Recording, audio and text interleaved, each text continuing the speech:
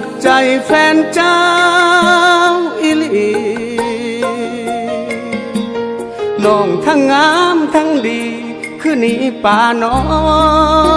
งปล่อยให้เจ้าเป็นสาวมือสองอายเห็นน้ำตาน้องต้องมาเสียดายมีของดีบ่ฮู้รักษาเจ้าคือทิ่มคือป่าบ่รักษาไว้อายมาเห็นจริงเป็นคนทั่วใจถึงแม่น้องผ่านสายแต่อายบ่แค่มันบ่เจือนคือตะฟังเซมันบ่เพคือดังคันแท้อายสิเอาหักแท้แส่ให้กินเรื่องผ่านสายอายบ่ถือสาอยู่ที่ว่าเฮาเข้าใจกันมาร่วมใจสร้างฝันให้มันห่างนี้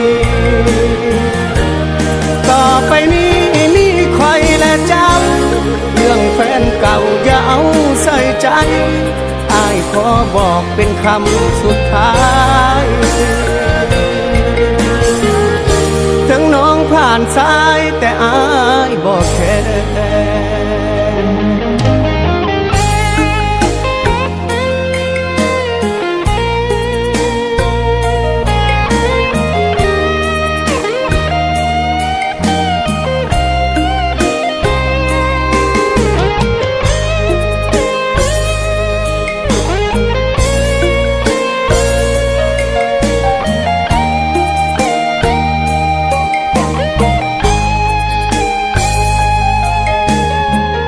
ของดีบ่ฮู้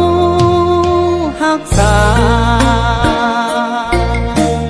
เจ้าคือทิ่มคือป่าบ่รักษาไว้อายมาเห็นจริงเป็นคนทั่วใจ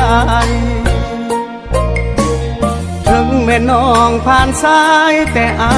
ยบ่แค่มันบ่เจือนคือตะฟังเซมันบ่เพคือดังคันแท้อายสิเอาหักแท้แส่ให้กินเรื่องผ่านสายอายบ่ถือสาอยู่ที่ว่าเฮาเข้าใจกันมาร่วมใจสร้างฝันให้มันห่างนี้ต่อไปนี้ใครและเจ้าเรื่องแฟนเก่าอย่าเอาใส่ใจอายขอบอกเป็นคำสุดท้ายถึงน้องผ่านสายแต่อายบอกแค่เป็นแม่ห้างกะยาทะแม่อายบ่ได้แค่อดีตของน้อง